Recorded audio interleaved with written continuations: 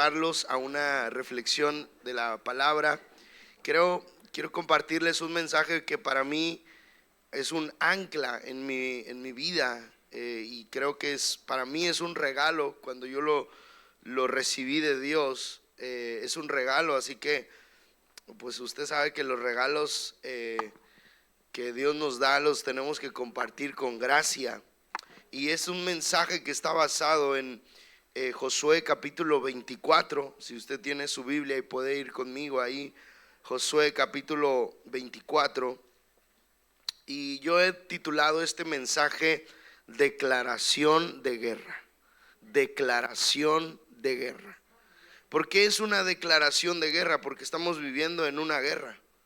A veces vemos los misiles, lo que está pasando en Medio Oriente y es tremendo, ¿verdad? Nos estremecen las noticias, nos estremece lo que está pasando fuera de nuestras fronteras, pero a veces se nos olvida que dentro estamos viviendo una guerra. En nuestras familias se está lidiando, se está viviendo una guerra. En nuestra sociedad se está librando una guerra. En nuestros hijos, en los colegios están librando una guerra. En las familias, los matrimonios están lidiando una guerra. Estamos constantemente viviendo en este conflicto.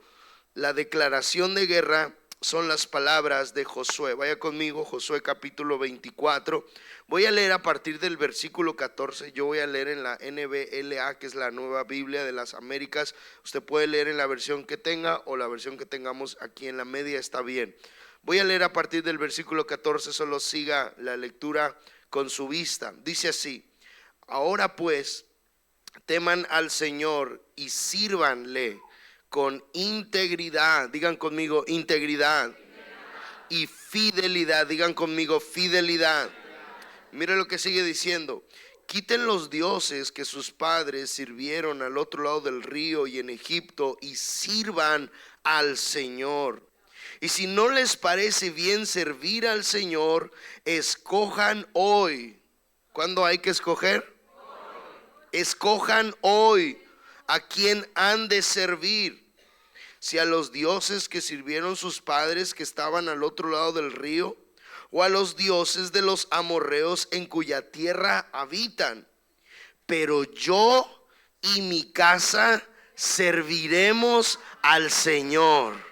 ¿Puede repetir conmigo esta frase? A la cuenta de 3 la repetimos fuerte todos juntos. 1, 2, 3.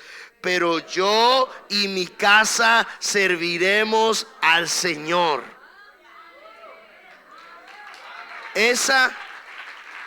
Amados, esa es la declaración de guerra.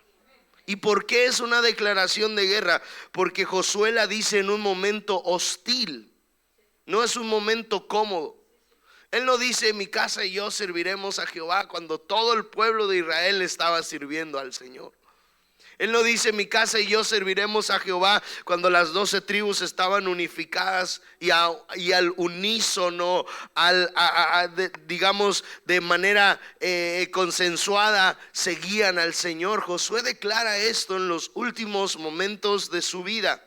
Josué es un anciano, ha conquistado, ha visto milagros, ha levantado generaciones enteras, pero antes de morir, Josué convoca a todo Israel en Siquem para hacer un acto profético, renovar el pacto con Dios. De tanto en tanto, familias, necesitamos renovar el pacto con Dios. De tanto en tanto necesitamos juntarnos, recordar los principios y decir: nosotros somos del Señor. Nosotros somos del Señor. Y es lo que Josué está haciendo. Para mí Josué es el experto historiador de Israel. ¿Por qué? Porque dicen los teólogos que Josué ve los 3 grandes actos de Israel en la historia. Algunos dicen que Josué era un bebé, un recién nacido, cuando salen de la esclavitud de tantos años en Egipto. Josué se desarrolla, se desenvuelve, crece junto a Moisés y ve todo el paso de Israel en el desierto durante 40 años. pero también Josué es el escogido por Dios para llevar al pueblo de Israel al cumplimiento de la tierra prometida. Así que si alguien conoce la historia de Israel es Josué. Si alguien puede entender a cabalidad, a amplitud lo que estaba pasando en Israel, este es Josué. Y así como Moisés en el Deuteronomio, recuerda a Moisés, el Deuteronomio es una carta de despedida. Josué sabe que él no va a pasar a la tierra prometida, sabe que Josué va a ser el que va a pasar a la gente a la tierra prometida. Y Moisés escribe el Deuteronomio, y en el Deuteronomio tenemos un pasaje que hasta hoy los judíos siguen rezando y orando en Israel, y es el Shema Israel. Es Deuteronomio capítulo 6, dice: oye Israel, Jehová nuestro Dios, Jehová uno es. Y amarás al Señor tu Dios con todo tu corazón, con toda tu mente, con toda tu alma. Y enseñarás esto a tus hijos al acostarse, al levantarse, al andar por el camino. ¿Qué es esto, hermanos? Moisés sabe que cuando ellos entren a la tierra prometida, será una tierra que fluye leche y miel, sí. A ver, yo quiero hacer un paréntesis y quiero hacer una pregunta. ¿Cuántos se sienten que están pisando tierra prometida? Amén. Esa era la respuesta que yo quería tener. Ok, entonces, hermanos, no hay, dicen en México, no hay para dónde puedan hacerse. No, o sea, están en el lugar correcto. ¿Se siente usted en la tierra prometida? Dios nos ha bendecido, ha sido bueno con nosotros. Estamos en tierra prometida. Pero mire esto, porque es algo interesante y es un análisis que hace Moisés. Moisés le dice al pueblo de Israel: oye, esta es una palabra hebrea que significa retén. No solamente que te entre por un oído y que te salga por el otro. Moisés le dice: cuando te entre, reténlo. Dice: oye Israel. Y luego aquí hace un estudio profundo de quién es Dios. Y dice Jehová, y aquí utiliza la palabra hebrea Yahweh, que es yo soy el que soy. Es Adonai, o sea, el poderoso, el grande, el fuerte. Jehová nuestro Dios, Jehová uno. Uno, digan conmigo uno. Digan conmigo fuerte: uno. Uno es. Creemos en el Padre, ¿cuántos dicen amén? Creemos en el Hijo, ¿cuántos dicen amén? Amamos al Espíritu Santo, ¿cuántos dicen amén? Y es un solo Dios. No son tres dioses, es un solo Dios. Mire esto, qué importante es, porque Josué está recordando las palabras de Moisés. Ahora, ¿por qué Moisés en el Shema dice nuestro Dios uno es? ¿Por qué? Porque Moisés sabe que cuando las murallas de Jericó caigan y ellos entren a la tierra prometida, encontrarán muchos dioses. Muchos dioses. Por eso para Moisés es tan importante que el pueblo entendiera que Jehová era único Dios, verdadero, grande, fuerte y celoso. A veces nos hemos olvidado que nuestro Dios es celoso. ¿Usted sabía esto, hermano? Dice Santiago que Él nos anhela con celo. Donde quiera que usted está, el Señor le anhela con celo. Hay un celo de Dios por usted, porque somos de su propiedad. ¿Alguien dice amén a esto? ¿Alguien se siente de la propiedad de Dios? Entonces, si usted se siente de la propiedad de Dios, Dios va a celar su propiedad. Dios va a celar su propiedad. Moisés sabe esto y les dice el Shema: oye Israel, Jehová nuestro Dios, Jehová uno es, amarás al Señor. Mira, Moisés les dice quién es Dios, y luego les dice cómo amar a Dios, y luego les dice quiénes tienen que ser los que van a enseñar de este Dios. ¿Quién es Dios? Jehová nuestro Dios, Jehová uno es. Cómo amar a Dios con tu corazón, con tu mente, con todo tu ser, con cada molécula de tu cuerpo. Tienes que amar a Dios. El amor de Dios es integral. El amor de Dios no es del domingo. El amor de Dios es integral. El amor de Dios es cuando eres padre. El amor de Dios es cuando estás en el trabajo. El amor de Dios se lleva a todas partes. Y luego dice: los responsables de dar este legado. No son los maestros de la escuela dominical, no son los pastores. Los responsables de dar este legado son los padres. ¿Cuántos padres hay hoy aquí? Este mensaje es para la familia. Este mensaje va a tocar profundamente tu responsabilidad. Este mensaje va a desafiarte a tomar la responsabilidad de que las nuevas generaciones puedan conocer quién es Jesús.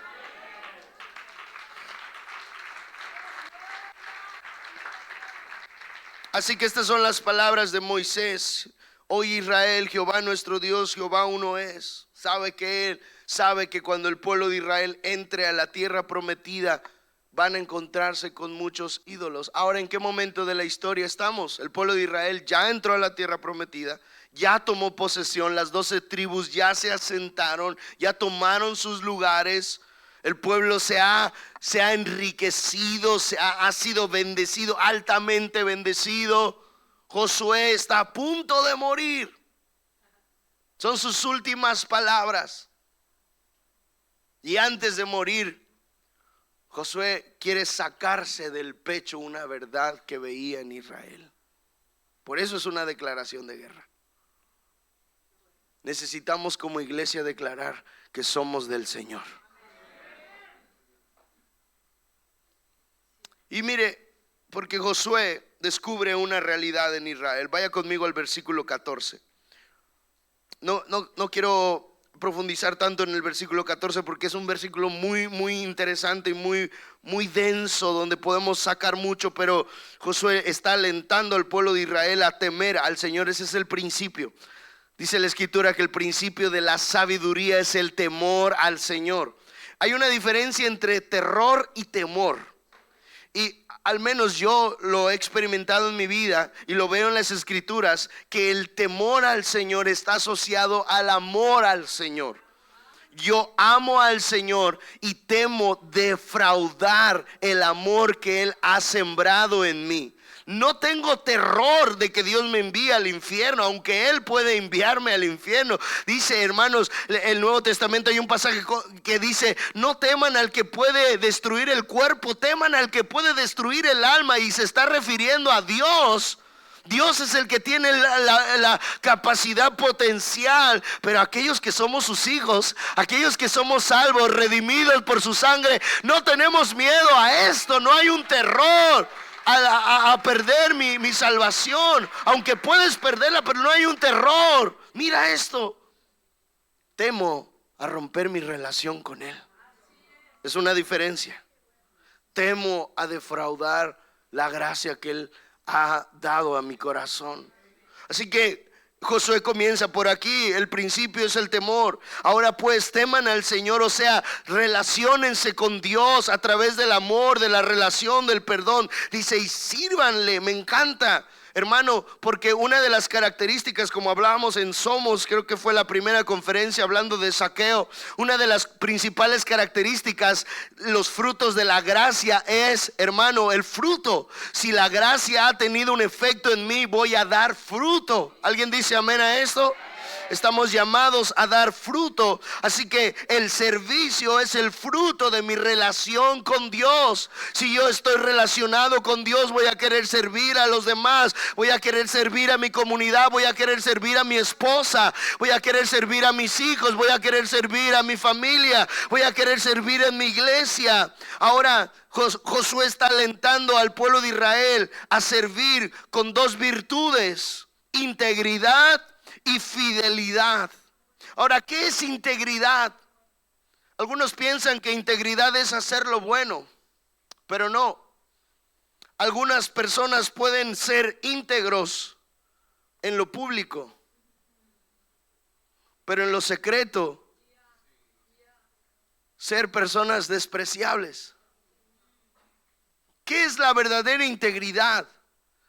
La verdadera integridad, o me gusta esta definición, es la capacidad de hacer lo bueno aunque nadie te pueda ver. O sea, cuando nadie te ve, cuando no tienes una cámara que te está grabando. Hoy, ¿verdad que cámaras por todas partes y ya nos da miedo todo, ¿verdad? Todos nos están grabando, hay streaming por todas partes, todo está en vivo, todo está en internet. Y todos parece que nos tenemos que comportar políticamente correcto, decir lo correcto, hablar de manera correcta. No se te puede escapar un regaño a tu hijo, ¿verdad? Porque hay alguien que está ahí. Eso es algo interesante. Nosotros hemos viajado por distintos países y vemos cómo cada país tiene sus códigos y hemos intentado entenderlos, ¿verdad? Pero la verdadera integridad no es hacer lo bueno cuando te están viendo, sino la capacidad de hacer lo bueno a pesar de que nadie te esté viendo. Esa es una verdadera virtud. La capacidad de, Señor, tú me estás viendo, tú estás delante de mí. Y no es un terror a ti, es pasión por ti, es deseo por ti, es amor por ti. Por eso esta es una declaración de guerra. Y fidelidad, hermano, es la manera en la que buscamos al Señor. Con fidelidad, sin mezclanza, con pureza en el corazón. Ahora, Josué descubre algo que estaba pasando en Israel. Y aquí los voy a poner un poco incómodos. ¿Me permiten, hermanos? ¿Me permiten ponerlos un poco incómodos? No se preocupe que la historia va a terminar bien, pero permítame ponerlo un poco incómodo. Josué descubre algo en Israel y les dice: quiten los dioses que sus padres sirvieron al otro lado del río y en Egipto, y sirvan al Señor. ¿Qué es lo que Josué descubre? Recuerden, el verdadero historiador de Israel es como una cámara de 360 que puede girar el ángulo y puede ver todo. Josué está observando casi más de 100 años de historia de Israel. Está observando y ve un patrón que se repite generación tras generación. Y Josué dice, antes de morir, descubro esto, que sus abuelos, cuando salieron de Egipto, salieron cargando ídolos. Y sabe una cosa, aunque no voy a ser el defensor de los que salieron de Egipto, pero sí decir esto, que para ellos fue muy difícil desapegarse de la idolatría, pues vivieron más de 400 años sumergidos en idolatría. O sea, para ellos la idolatría era algo natural. Algunos habían olvidado quién era Jehová, el Dios de Israel. Entonces cuando el Señor los saca, por eso tiene que llevar a Moisés al monte y darle los 10 mandamientos, porque no sabían ser una nación. Es más, a los israelitas antes de salir de Egipto se les mencionaba simplemente hebreos, y cuando salen de Egipto se les empieza a mencionar como un nombre, un pronombre de una nación, Israel. Antes del desierto, antes de Egipto, eran tribus, eran nómadas, eran errantes caminantes. Por eso cuando salen al desierto, el Señor lleva a Moisés al monte, porque Moisés no tenía ni idea de cómo ser un líder de una nación. Entonces el Señor le da los 10 mandamientos y le dice a Moisés: así vas a gobernar a una nación. Estamos en el origen de una nación. Así que esto es lo que pasa, hermanos, que ellos salen de la esclavitud de 400 años. Recuerdan cuando Moisés sube al monte, todavía no había bajado, había tardado, y la gente le empieza a decir a Aarón: Moisés ya no va a volver, se ha olvidado, Jehová se ha olvidado de nosotros, haznos un becerro de oro al cual adorar. Eso era normal para ellos. Salieron de Egipto y sacaron sus ídolos. Ellos salieron de Egipto, pero Egipto no salía de sus corazones. Ellos seguían llevando a Egipto con ellos. Y está bien, lo podemos entender teológicamente, lo podemos entender sociológicamente, lo podemos entender. Pero ¿qué es lo que pasó? Josué está descubriendo otra verdad. Sacaron ídolos desde Egipto, los llevaron por 40 años. Aquí ya es como que la cosa se empieza a poner un poco rara. 40 años después de ver la columna de fuego, seguir adorando a ídolos de Egipto. 40 años después de ver que sus ropas no se desgastaban. Hermanos, estos eran milagros impactantes. A veces hoy nos echamos la cabeza de iglesias que están viviendo cosas sobrenaturales. Hermanos, si volviéramos en aquella época y viéramos los milagros que allí pasaron, hermano, wow. ¿Alguien anhela lo sobrenatural de Dios?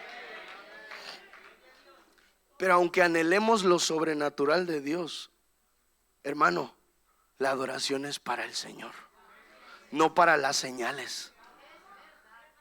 Él es el Dios de las señales. Y mire lo que hace el pueblo. Saca a los ídolos, se los lleva cargando 40 años. ¿Sabe cómo yo llamo esto?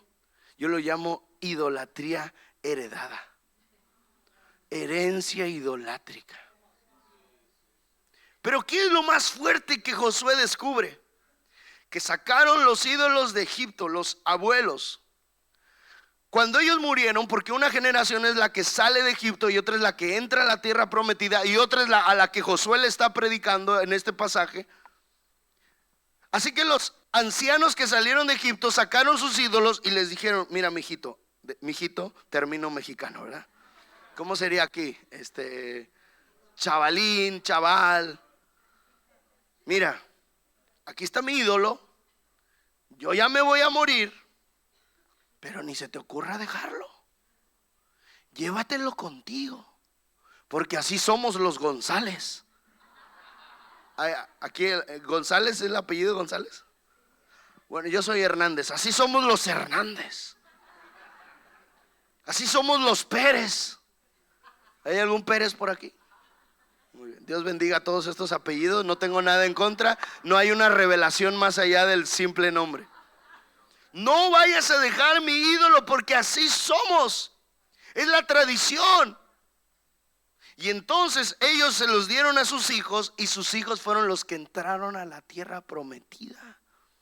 Lo más raro de esto, aquí es donde se pone rara la cosa, es que sacaron los ídolos de Egipto, los llevaron cargando 40 años al desierto, y cuando las murallas de Jericó cayeron y conquistaron la tierra prometida y entraron, llevaron los ídolos que sus abuelos habían sacado de Egipto, los llevaron a la tierra prometida. La tierra que fluía leche y miel. ¿Alguien está en la tierra prometida? En la tierra prometida también hay ídolos. ¿Alguien está entendiendo esto? Es una hermanos, yo les puse de aviso, ¿verdad? Declaración de guerra. En la tierra prometida también hay ídolos. Y Josué lo descubre. Sabe lo que está pasando. Y dice: dejen los ídolos que sus padres sacaron de Egipto, los metieron al desierto y luego los metieron a la tierra prometida. Una idolatría heredada, una herencia idolátrica, patrones de conducta, maneras de ser. Porque mi abuelo y mi padre fueron así, yo también seré así. Términos, cosas que queremos replicar, hermano. Pero quiero decirle una cosa: cuando Cristo viene a la mente, al alma y al corazón, dice: todas las cosas viejas pasaron, todas ahora son hechas nuevas. Tenemos la capacidad de romper con esa herencia, hermano. Josué sigue y dice y descubre que no solamente ellos adoraban a los ídolos que trajeron de Egipto, sino que, mire lo que sigue diciendo el versículo 15. Y si no les parece bien servir al Señor, escojan hoy a quién han de servir. Si a los dioses que sirvieron sus padres que estaban al otro lado del río, o a los dioses de los amorreos en cuya tierra habitan. Los peores temores de Moisés se convirtieron en realidad. Y parece que el Shema Israel no sirvió de mucho, porque cuando las murallas de Jericó cayeron y ellos entraron a la tierra prometida, se enamoraron de los ídolos de la tierra prometida.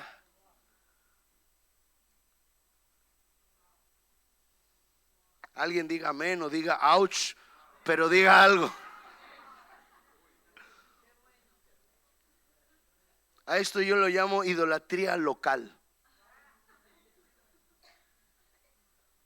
Hay gente que es más mexicana que cristiana. Gente que ama más su localidad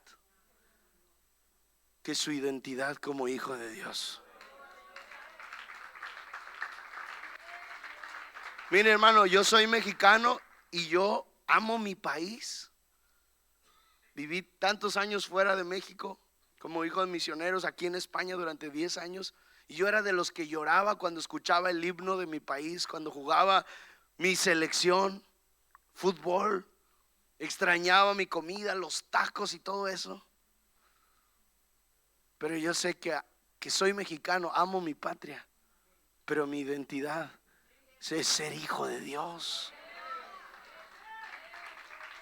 ¿Alguien suscribe esta realidad? Soy ciudadano del reino. Mi patria no está en esta tierra. Soy un peregrino y un extranjero. Voy hacia la patria celestial. ¿Alguien dice amén? Y usted me pregunta, Mike, ¿quieres ser bendecido en esta tierra? Quiero ser bendecido. He sido bendecido, he sido enriquecido, he sido bendecido y prosperado por Dios, sí. Pero eso no me roba mi identidad de hijo. Eso no me roba mi realidad de que mi patria está en la patria celestial.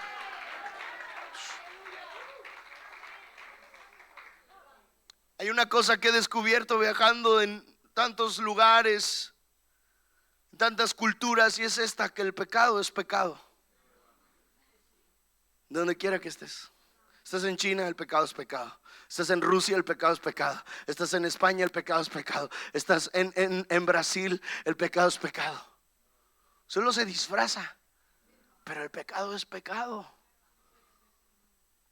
Así que, ¿qué era el problema real de Israel? Y con esto empiezo a concluir. Si alguien me puede ayudar ahí con un piano o lo que sea. Mira, empiezo a concluir con esto. ¿Cuál es el problema real de Israel? Ojo, el problema de Israel no es que dejaron de adorar a Jehová, porque Josué nunca dice dejaron de adorar a Jehová. Eso pasó ya cuando Josué muere.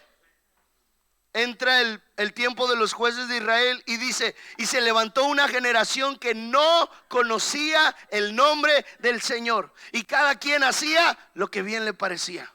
¿Por qué es urgente para nosotros como padres, como abuelos? ¿Por qué es urgente?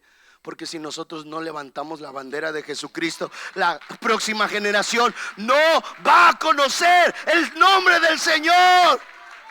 Y no sé usted, pero yo no estoy dispuesto a eso. Yo no estoy dispuesto a que mis hijos no conozcan al Señor. Me corresponde a mí la pelea por mis generaciones. El problema no es que dejaron de adorar a Jehová. El problema es que al mismo tiempo que adoraban a Jehová, porque dice: escojan hoy, ellos estaban en un mestizaje espiritual. Los sociólogos le llaman sincretismo. Mezcla de ideas, mezcla de conceptos, mezcla de ideologías. Un poquito de aquí, un poquito de allá, un poquito de esto, un poquito del otro. Y ustedes saben a lo que me refiero. Y después adoración a Jehová. El problema no es que hayan dejado de adorar al Señor, es que adoraban a Jehová al mismo tiempo que adoraban a los ídolos que sus abuelos sacaron de Egipto y a los ídolos que habían encontrado en la tierra prometida. Ese era el problema. Por eso esta frase: mi casa y yo serviremos a Jehová, irrumpes como un puñetazo en la mesa de Josué, diciendo: decidan ya de una vez, porque mi casa y yo serviremos a Jehová.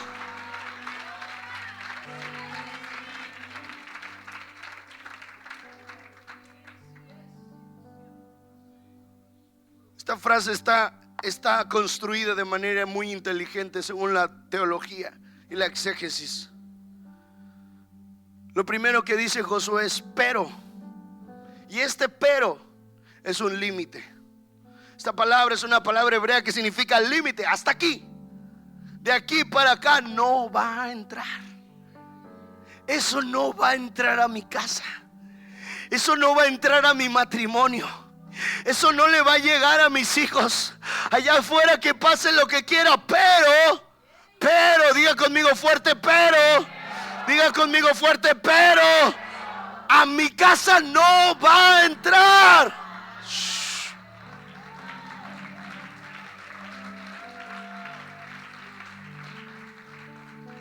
Pero, y luego Josué dice yo, diga conmigo yo. Porque lo fácil no es poner reglas. Lo fácil no es decir aquí no se va a hacer esto, aquí no se va a hablar así, aquí no se va a... No, eso no es lo fácil. Eso no es lo difícil, eso es lo fácil. Lo difícil es ser yo el primero, el cumplirlas. Y una generación que se perdió le llaman la brecha generacional. Yo estoy dentro de esa brecha millennial generacional, de hijos de pastores, de ministros, de misioneros, de creyentes que se decepcionaron del evangelio porque no vieron una verdadera práctica en sus padres. Pero Josué dice: yo voy a ir primero. Yo voy a cumplir tu ley, Señor. Yo me voy a postrar delante de tu presencia. Como las palabras que dice Dios mismo hablando de Abraham, y dice: encubriré a Abraham lo que haré de hacer. Encubriré a mis planes a Abraham. Lo que yo he de hacer se lo ocultaré, siendo que él ha guiado a su casa después de sí. O sea, diciendo, Abraham se ha esforzado, Abraham ha sido un siervo ejemplar. Estamos llamados a ser una generación de padres, de madres, de abuelos que predican con el ejemplo.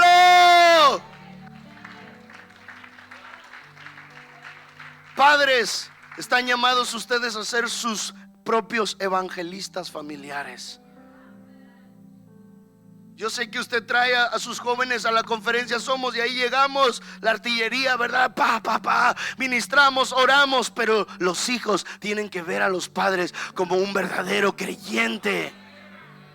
Y que cuando ellos vuelvan a casa, usted siga reforzando la fe, siga instruyendo, siga levantando, siga direccionándoles.